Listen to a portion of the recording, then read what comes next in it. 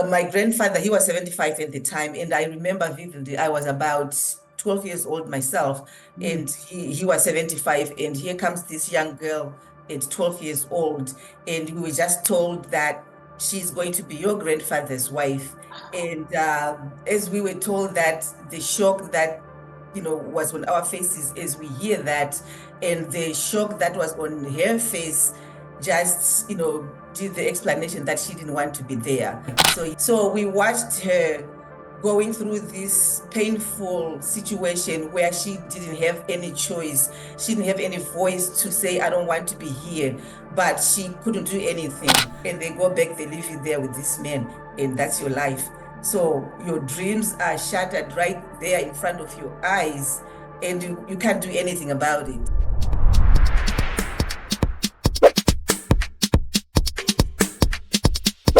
Hello, everyone. Welcome to another episode of Chatting with the Experts TV show with me, Paula Okone. I speak with women from Africa and the Caribbean who are professionals or entrepreneurs, and they're experts in their field. At the end of the show, we always try and leave you with a message that inspires, empowers, or educates you, our viewers. So today's no exception. The topic today is about ending child marriages and stamping out the cycle of poverty. And with me to do that is a special guest. Her name is Bongai Malloy, and she'll be joining me in a few seconds. There we go. Welcome to Chatting with the Experts. Hello, Paula. How are you today? I am great, and I'm even better because you're here. Thank you. Thank you for having me. I'm so honored and grateful that I'm here talking to you today. Absolutely. So I introduced you as the expert person to talk about ending child marriages and stamping out the cycle of poverty. Yes. So, but that's just a snippet. Yes. Can you tell us a little bit about yourself? I know your business, your nonprofit, sorry, not your business, your organization Yes. is dedicated to stamping out both those things I mentioned. Yes. So yes, like you said, my name is Bongai Malloy. I was born and raised in Zimbabwe, and I came to the United States several years ago. And ending child marriages is one of my passions that I do. I'm passionate about that because growing up in Zimbabwe, I witnessed something similar to that, from my grandfather. So my organization is called, I call it End Child Marriages, but the continents that I work with is American and African. So it's American and African Youth Leadership Foundation, End Child Marriages. So that's what I do, just the way it sounds, ending child marriages, where we support young girls in Zimbabwe, vulnerable girls that are forced into marriages due to poverty. So that's what I do. So I know you mentioned your grandfather, seeing your grandfather, 75-year-old grandfather. Yes, I can go a little bit deeper into that. I didn't know how much time we have. So yes, I can. My grandfather, he was 75 at the time, and I remember vividly, I was about 12 years old myself, and he was 75, and here comes this young girl at 12 years old, and we were just told that she's going to be your grandfather's wife. And as we were told that, the shock that, was on our faces as we hear that, and the shock that was on her face, just, did the explanation that she didn't want to be there. So yes, I did witness child marriages, in my grandfather's time when he was marrying this young girl. Yeah. And I guess that's what makes your work unique. Because that's the It is. question I had. What makes your work unique from others? It is because, because of the experience that I got growing up with this young girl, because we spent about 2 years of our lives together. We were all about the same age, my sisters and I. So we watched her going through this painful situation where she didn't have any choice. She didn't have any voice to say, I don't want to be here, but she couldn't do anything. So we watched her, agonizing about that. And my grandfather, of course, was enjoying because he was, to him, it was something normal to him. And it felt like he was somebody special because he got this young girl as his wife. But the pain that she was going through, it was just horrific. And we became friends with this young girl. And, to make the long story short, we actually helped her run away from my grandfather because she didn't want to be there. She was crying to us, every day. And she couldn't go to school. We were going to school. She couldn't go to school. So one day she just said, you know what? I'm just going to run away, but I don't know how to. So we just came up with an idea that, you pick up your stuff and then you run away one day. We won't say anything. And sure enough, she did that one day and she said, I'm ready. And we helped her. Off she went. We didn't know where she went. And up to this day, I don't know where she went. I don't know where she is. I wish I had asked her where you were going. Then at least I'll be communicating with her. But just going through that's really what made me unique because I witnessed it myself and I didn't like it.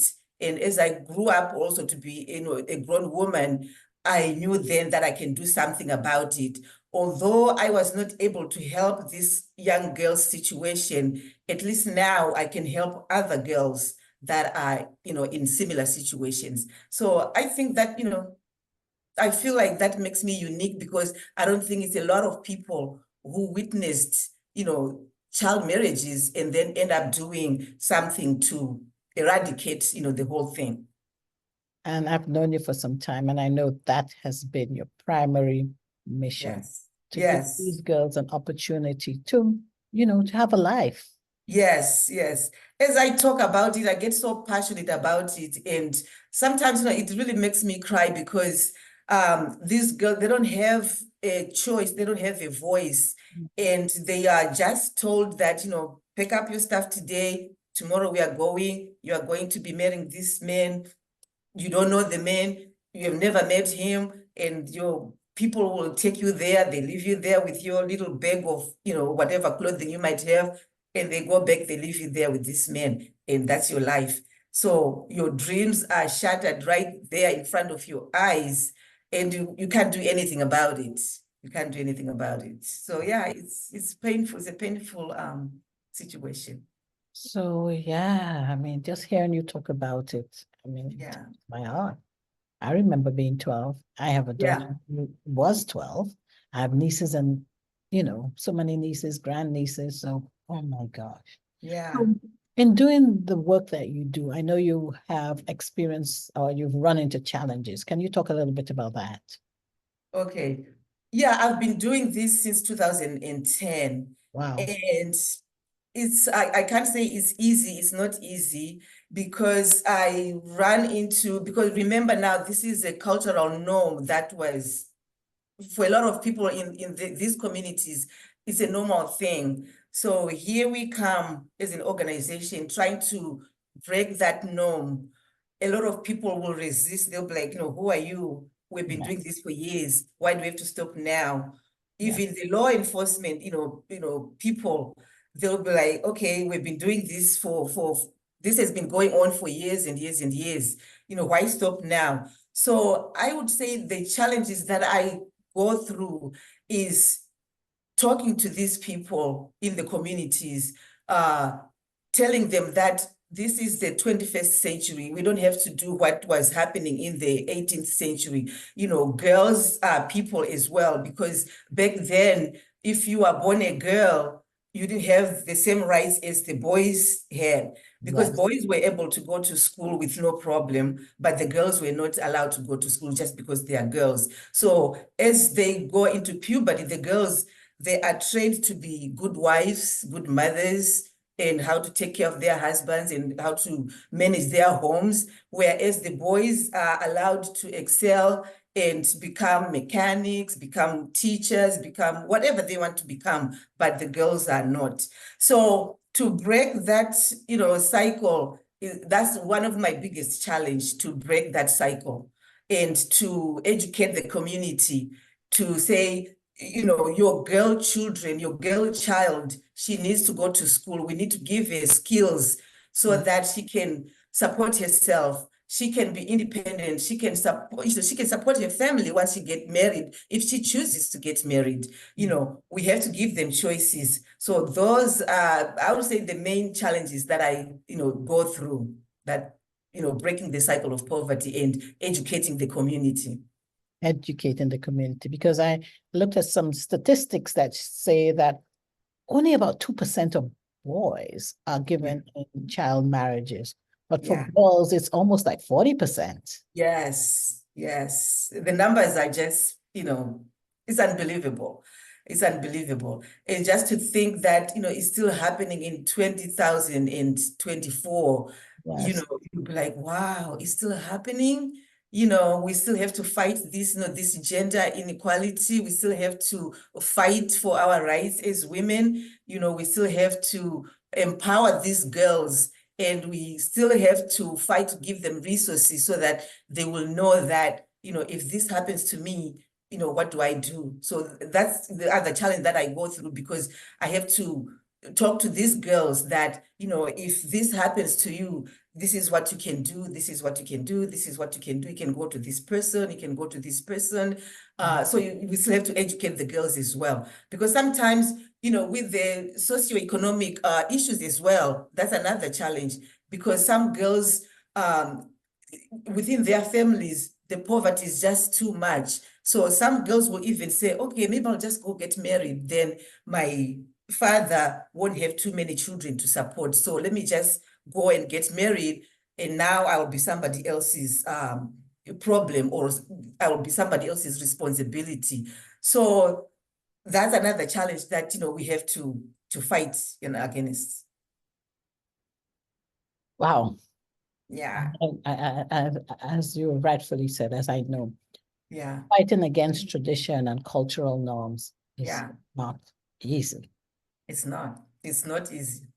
It's not easy. And some of these people, they will be grandpas, they did that to their children, and then their sons now, they're doing that to their own children. So even if the girls go to grandpa and say, hey, grandpa, my dad is saying, I have to go get married to this man, grandpa will be like, what's the big deal? I did that to my own children. So she has nowhere to go. And like I say, the law enforcement people, leaders, some of them are, older people. So they also did the same thing. Some of them might be married to someone they married when they were under 18. So if you go and report to them, they might still don't give you the help that you are looking for. So the girls end up with nowhere else to go.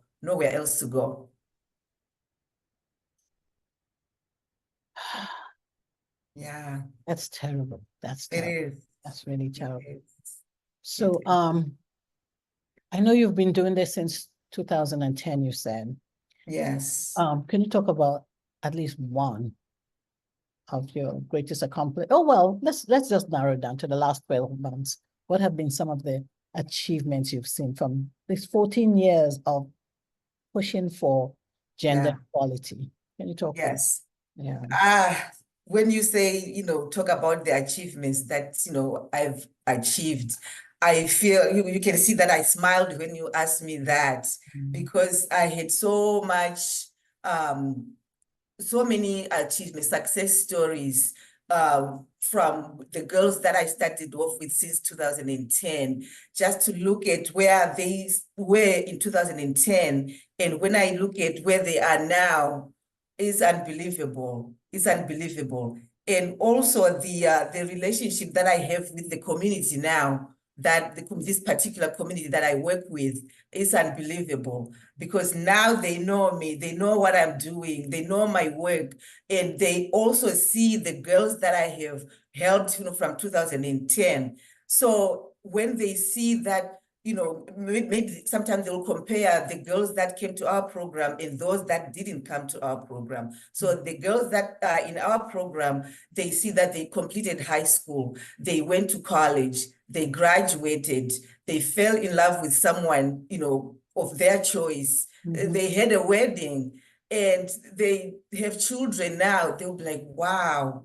So those are the things that even now, when I go into these communities, I can share with them to say, okay, you have a 13-year-old girl, here. So instead of you getting her married off to someone, look at this one. We got her when she was 12, when she was 13 or 14. She continued on with school. Look, now she's a graduate, she's a university graduate. She is a teacher now. She is a pharmacist now. Whatever she's doing. So they start seeing, oh, wow. So this is something good. And the girls will also, those that are working now, they also come back to their communities and show them that, going to school is good. As a girl, you can do this, you can help your families, because once they finish school and they are working, not only them are benefiting, but their families are benefiting as well, because they come back to the communities, they help the other girls that are, in the same situations, they help their schools, the school that they went to, they help their churches, and everybody's benefiting. That means the whole community now is benefiting from that one girl that continued on with school without, being married off. So it's starting to show that people are starting to see now that, oh, it's working. Although we still have to fight, some hard-headed people, but I would say on the bigger picture, the community is changing. We have had, initiatives in the communities that we talk about this, this work that we do and how beneficial it is to the whole community and eventually to the whole country, obviously, because they are members of the society. And it's a good thing for everyone. The whole country is going to benefit, and eventually the whole world will benefit. Maybe, who knows? They might end up going somewhere to another country and be, a doctor there or whatever they want to do, in another country. So everybody will be benefiting. Everybody gains, because I always say that you educate a woman, you don't just educate her, you educate her family and you educate the next generation to come. Absolutely. What a difference that makes. Absolutely. You are very right, because, I've seen it with my own eyes, girls that are now working that come back and help their little sisters, their little cousins, to say, you need to go to school, you need to go to school. If somebody's threatening to marry you off, you can go to this, organization, you can do this, you can do that. So now they are even educating the other girls themselves. So it's just a win-win situation for everyone. Win-win situation. Yeah. So, I said at the beginning of this show that at the end, we want to make sure that whoever has watched this or listened to this, because we make it a podcast as well, they would have learned something, been inspired, So I'm talking about that. How can you educate us on how we in turn can help? Okay. I really would like, I know you are aware of this situation, but I would like every woman out there to know that this problem is still going on. So I want to make every woman aware that we have this issue that we need to handle. And it is possible that we can do it. If I can do it, you, Paula, you can do it. Yes. Your neighbor can do it. Your friend can do it. Anybody can do it. You can help someone that you don't know. It's okay, but it's really an issue that's possible for anybody to do.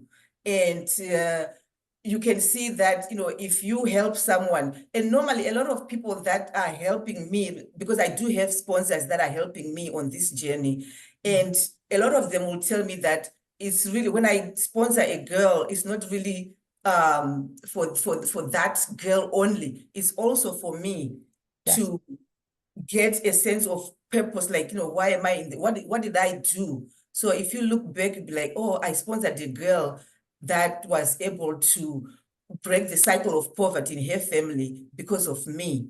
So I can say that because I do have, girls that I sponsor myself, that I can say, I was able to put them to a higher level from where they were before.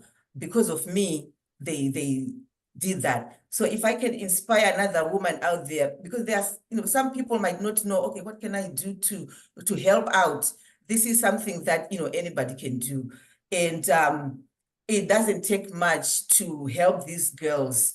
I can tell you, I know, this is in other countries, other African countries, even, Asia is the Asian community is still goes on as well. India, I know they also have child marriages, but I'm going to talk about Zimbabwe because I'm quite familiar with, what goes on there. Yeah. So when people hear that, you can sponsor a girl, a lot of people would think that, oh, it's going to take thousands of dollars to have this girl continue on with school.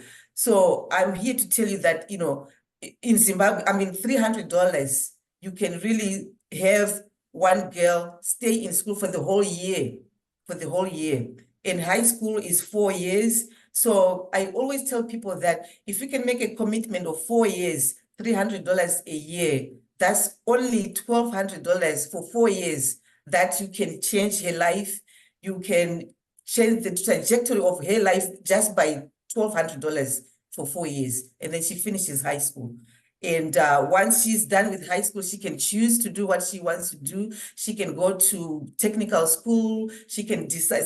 A lot of girls that I have, some of them will say they want to go on to college, and they can do that. They want to go to university, they can do that. I have a girl right now who is almost done with, she wants to be a doctor. She is in medical school. I have 2 girls that are doing pharmaceutical work. They are almost done. They'll be, one of them wants to be a pharmacist. She wants to own her own pharmacy. So when you hear stories like that, and it's because of a $300 a year sponsorship, I mean, if you can be inspired by that, I don't know what can inspire you. And you also get to get a relationship with this girl because you are sponsoring her. I go to Zimbabwe all the time. I take pictures of them. I talk to them. I take videos of them, and I share with the sponsors, when I come back, so that they can get to see, okay, where does my money go? What is the girl do? How is she doing? The girl that I'm sponsoring with the money that I gave her, what is she doing? How is she doing? They get to, you develop a relationship with her, and she grows up with you. A lot of them will be like, oh, that's my daughter. They are calling them, their daughters, because they are. Yeah, they are. They do become. So I just want people to be inspired and not to think that it's difficult to do and to think that it's impossible to do. It's not. It's quite simple and it's doable. And I always say, if I can do it, I'm not a rich person. I'm not. If I can do it, anybody can do it. Yeah, anybody can do it. And so I want to leave our viewers with a proverb that Bongai shared with me. And that is, if you want to go fast, go alone. But if you want to go far, go with others. Amen to that. Yes. Amen to that. I just love that proverb, and it encourages me, it empowers me, it inspires me. Every time I read it or hear somebody say it, I know that, this is going to work. And I also practice it because when I do what I do, I use that proverb because I always invite people to come and help me on this journey. Like when I have sponsors, I said, come along with me. I can't do it by myself. If I do it by myself, I probably would have helped maybe 1 or 2 girls by now. Yes. But with all these sponsors that I'm going with, I have more than 140 girls that are at a higher level because of me and these other people. So go with others, you go far. I'm not even done yet, we are still going. So Beautiful, beautiful. So if anyone wanted to contact you online, do you have a website? I have a website, it's www.endchildmarriages.org. And I'm also on LinkedIn. If you type in End Child Marriages, I pop up. I'm on Facebook. I am on Instagram. So you can reach me, almost on any platform, especially my website. Like I said, I say it again, www.endchildmarriages.org. You can reach me there. Can get to Childmarriages.org.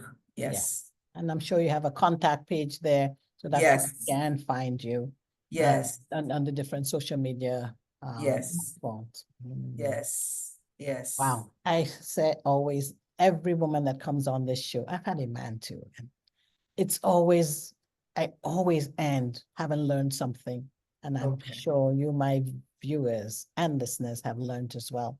And if you'd like to be a guest on this show, you can reach out to me on my website, which is chattingwiththeexperts.com. I'm also on Instagram. My handle there is @chat_experts_podcast. I'm on Facebook. Just search for me under Paula Okone. And I am on LinkedIn as well as Paula Okone. Wow. Thank you. Thank you so much, Paula. And I also want to say thank you for what you do as well for us women from all over the continent. I thank you for what you do for us, for giving us this platform to share with other women what we do and to learn from one another. So I thank you for this opportunity to come and talk to you. Thank you so much. Thank you. Again, if you want to go fast, go alone. If you want to go far, go with others. Come along, come along. Come along. Thank you.